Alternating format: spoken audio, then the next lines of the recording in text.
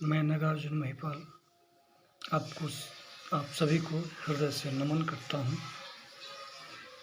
आपका दिन शुभ हो। आप अपनी हर यात्रा को, जीवन की संपूर्ण यात्रा मंगलमय हो, इसके लिए मैं प्रभु को बहुत बहुत धन्यवाद देता हूँ। आज में हम जिस विषय को लेकर उपस्थित हुए हैं वो दैविक ऊर्जा सब में व्याप्त होती है और उस ऊर्जा की खासियत ये है कि हम जिस तरह से सोचते हैं, जिस तरह से हम लोगों के प्रति अपना भाव रखते हैं, वैसे ही धीरे धीरे हमें भी इस दैविक ऊर्जा के सानिध्य से जो हम देते हैं वही हमें प्राप्त होता है। कई बार हम बहुत उत्साह में होते हैं और अति उत्साह में हम ऐसा कुछ कर जाते हैं जो कई दृष्टि से अनुचित भी होता है। तो एक उत्साह की एक सीमा है, उसकी एक मर्यादा है। अधिकतर हम इस मर्यादा और उस अति उत्साह से बचने का प्रयास करें। आज हम एक छोटी सी कहानी के माध्यम से इसको आपके सामने रखने का प्रयास करेंगे। अगर कोई भूल चूक होती है तो उसके लिए क्षमा। आज मैं जिस कहानी को लेकर आपके सामने उपस्थित हुआ हूँ उस पर थोड़ा सा गौर फरमाएं। महात्मा जगन्नाथ दास जी ने पूरी की यात्रा प्रारंभ की। उन दिनों आजकल की तरह सवारियों का प्रबंध नहीं था। महात्मा जी वृद्ध थे, किसी तरह गिरते पड़ते, चलते फिरते महीनों में सफर तय करके पूरी पहुंचे। जलवायु बदला, भोजन का भी ठीक प्रबंध नहीं था। आजीर्ण रोग ने आ घेरा, ऐसी बीमारियां घेर ली उन्हें जिससे उनका शरीर बिल्कुल कमजोर हो। जहां तक हो सका सावधानी करते रहे, पर साधु को कौन ठौर ठिकाना, जो मिला उससे उदर पूर्ति कर ली। जिसने आदर सहित बुलाया उसी की भिक्षा ग्रहण कर ली। कभी मंदिर से प्रसाद ही पा लिया। कुछ दिन पीछे ही उन्हें ऐसी डिसेंट्री, दस्त वगैरह की बीमारी हुई। जब तक साधारण स्थिति रही सहन करते रहे। पीछे रोग बढ़ जाने पर समुद्र के किनारे चले गए और वहीं एकांत में पड़े रहे। दस्तों से कमजोरी तो आती है, स्वाभाविक था उन्हें भी कमजोरी हुई। बूढ़े थे, बेहोश हो गए। कपड़ों में ही मलमूत्र करने लगे, मक्खियां भिनकने लगी। जो आता दूर से ही देख करके लौट जाता, कोई पूछने वाला नहीं था कि यह मरने वाला कौन है, कहां से आया है। इसको औषधि की भी आवश्यकता है या नहीं है। प्रभु को दया आई। वह 10 वर्ष के बालक का रूप धारण कर अपने भक्त के समीप पहुंचे। उसके कपड़े बदले, उसे अपने कर कमलों से शौच कराया। मलमूत्र के वस्त्रों को समुद्र में ले जाके धोया, धूप में सुखाया। जब तक वह कपड़े भी खराब हो गए, अब इन्हें फिर बदला और धोया, सुखाया। कई दिन व्यतीत हो गए। जगन्नाथ दास को कुछ खबर नहीं कि मेरी सेवा कौन कर रहा है। वह नहीं जानते कि संसार रूपी भयानक जंगल में उसकी भी कोई खबर लेने वाला रहता है। समय पर वह उसकी सहायता करेगा, उसकी रक्षा ही नहीं, सेवा तक के लिए हर समय तैयार रहता है। इसलिए वह बेचारे अपनी तकदीर से खेल रहे थे। भाग्य ने पलटा खाया। जगन्नाथ जी को कुछ होश आया। आंख खोली, देखा एक बालक सब तरह की सेवा कर रहा है। उठने बोलने में सामर्थ्य नहीं थी। चुप रह गए। मन ही मन में उसकी प्रशंसा करने लगे और उसे धन्यवाद देने लगे। 2-3 दिन और ऐसे ही कटे। अब कुछ बल आया। उठे, सहारे से घिसटते हुए जल तक पहुँचे। स्नान किया। शुद्ध धुले हुए वस्त्र जो लड़के ने पहले से ही तैयार करके रखे थे बदले और भजन और नित्य कर्म की सामर्थ्य जो नहीं थी,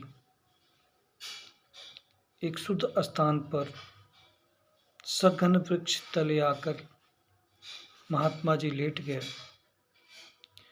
बच्चा कहीं से जलपान ले आया, वह खाया और महात्मा जी आराम करने लगे। ऐसे ही कई दिन और व्यतीत हुए।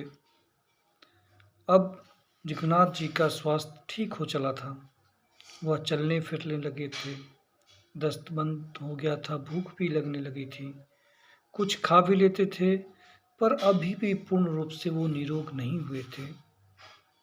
निर्बलता बाकी थी, लेकिन संध्या नियम उनका शुरू हो चुका था। प्रातः काल का समय था।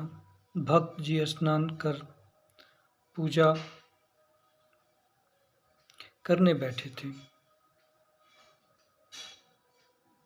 ध्यान में डूब गए। मस्ती छा गई। तन बदन भूल गए। शुद्धि बुद्धि जाती रही। उस दशा में बालक के शरीर में उनको भगवान के रूप के दर्शन हुए। घबरा गए। आंख खोल दी, रोने लगे और जल्दी ही उठ के अपने सेवक बालक के चरणों में लौट गए। क्षमा याचना करने लगे। तरह तरह की विनती करने लगे। प्रभु, इस अधम के लिए आपने इतना कष्ट उठाया। माता की तरह मल मूत्र साफ किया। इस पापी को मर जाने देते। इस अपराधी को दुख झेलने देते। यथुष्ट इसी योग्य था कि इसे दंड मिलता। आपने क्यों इतनी दया की? क्यों इसकी खबर ली?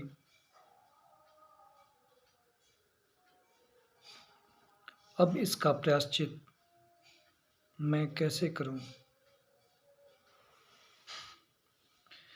इसका बदला मैं कैसे चुकाऊं? किन शब्दों में आपसे विनती करूं? मैं कर्तव्य विमूढ़ हो रहा हूं। मैं क्या करूं? कुछ समझ में नहीं आ रहा। हे जगतपति, क्षमा करो, क्षमा करो। का मुख ले विनती करूं, लाज आवत है मोही। का मुख ले विनती करूं, लाज आवत है मोही। तुम देखत अवगुण किए, कैसे भाऊं तोही। हे हरि, आप सर्वशक्तिमान हैं।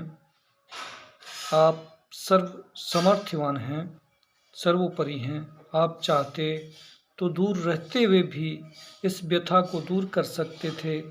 आप स्वर्ग में बैठे हैं। एक ही दृष्टि से विपदा को काट सकते थे।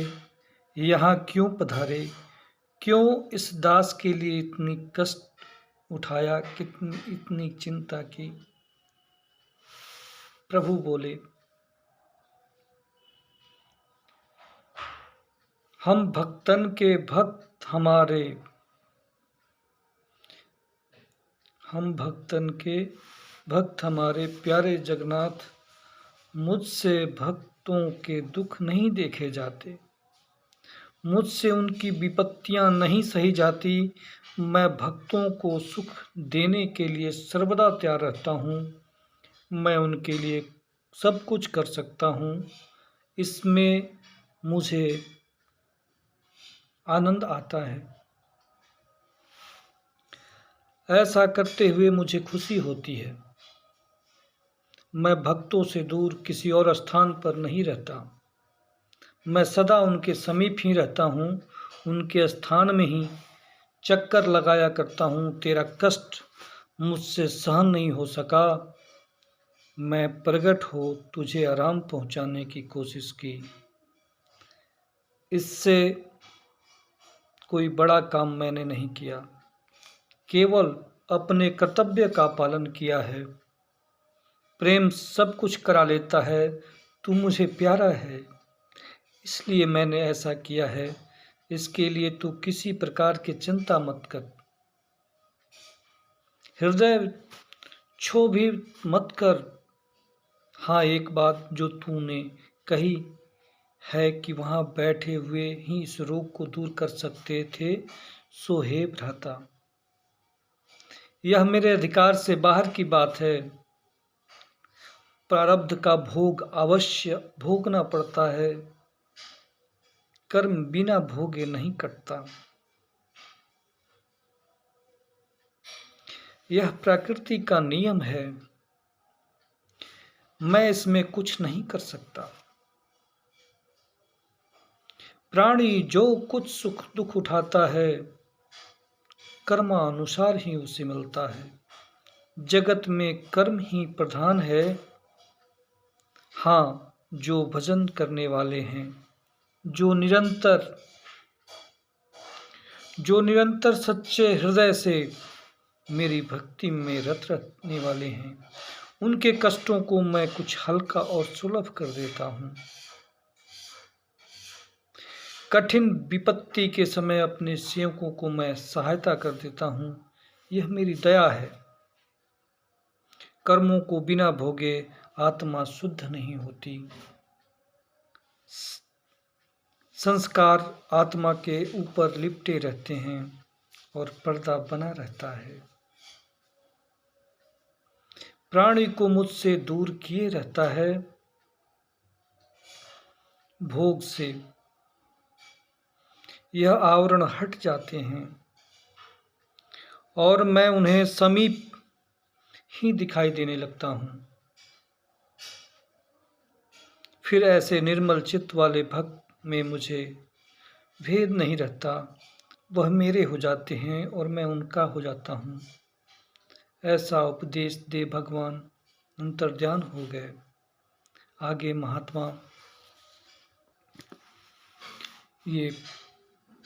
महात्मा जगन्नाथ दास जी के माध्यम से प्रभु ने एक बहुत सुंदर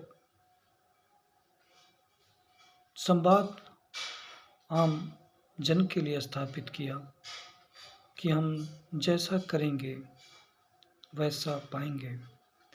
एक बेहतर सोच, एक बेहतर दुनिया, एक दुनिया जो बाहर है, एक दुनिया जो अंदर है, उसमें के बीच के जो अंतर हैं, उसके बीच के जो द्वेष हैं, उसके बीच की जो शक्तियाँ हैं, उसको एक दूसरे से स्थापित करना एक बड़ा सरल कार्य है। ये हम आज से और अभी से शुरू कर सकते हैं। हम किसी के प्रति कभी कोई गलत विचार, कोई धारणा ना पालें। दुनिया में ऐसी कोई शक्ति नहीं जो आपका हित कर दे।